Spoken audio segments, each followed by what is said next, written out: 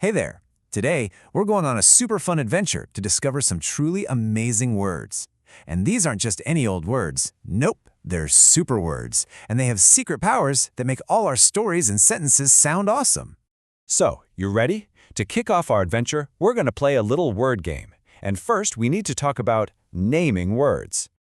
You know, everything around us has a name, right? You have a name. Your doggy has a name. That thing you kick around is called a ball. All of those naming words have a special name themselves. Grown-ups call them nouns. But, a funny thing happens when we use the same naming word too many times. It starts to sound, well, a little silly, almost like an echo in a big empty room. I like to call this the echo problem. Okay, listen to this. Hari is playing. Hari is happy. Did you hear that? Hari. Hari. It's an echo. But what if we could fix it? What if there were some secret words that could just swoop in and stop that echo? Well, guess what? There are. So get ready to meet our very first team of heroes, the Super Subs. Their official name is Personal Pronouns, and they are here to save us all from the echo problem.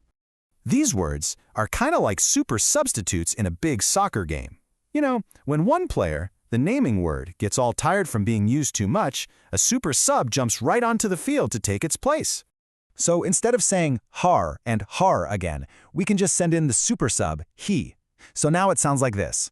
Hari is playing, he is happy. See, the echo is gone.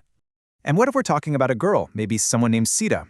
Well, we can use the super fast super sub, she. It works the exact same way. Easy peasy. And this super sub team is huge. There's it for something like a ball or a puppy. There's they for a whole bunch of friends. There's we when you're in the group too. And there's you for when I'm talking, well, to you. They make talking so much simpler. All right, let's check out our next type of super word. This next team is, well, they're kind of magical. Get ready to meet the amazing mirror words. They do something really, really cool. They bounce. Have you ever looked in a mirror and seen yourself? Of course you have. Well, these special words do the exact same thing. Whenever someone does an action to themselves, a mirror word bounces that action right back to them. So for example, if I accidentally pat my own head, I can say, I patted myself. See that? I did the patting, and the mirror word, myself, just bounces it right back to me, because I'm the one who started it. And look at this. It works for a whole group too. The boys hid themselves. The boys are the ones doing the hiding, and the mirror word themselves bounces that action right back to all of them. How cool is that? Okay, our last team of super words are like amazing builders. They don't replace words, and they don't bounce them back. No, they help us build bigger and stronger and way more interesting sentences by connecting our ideas together. So think of these words as little bridge builders. They see two little ideas, like two little islands, and they build a strong bridge between them. And that makes one big, awesome, super sentence that gives us extra information. Check this out. We have two small sentences. I met Hari, and he had just returned. But then our connecting word who comes along and builds a bridge. And now we get one great sentence. I met Hari, who had just returned. So these words are just fantastic for explaining exactly which person or which thing we're talking about. And we can do it all without starting a whole new sentence. It's like a secret shortcut to making our sentences sound super smart. And just like that, you did it. You've met all three teams of amazing super words, and you learned all their secret powers. You are now officially a word expert.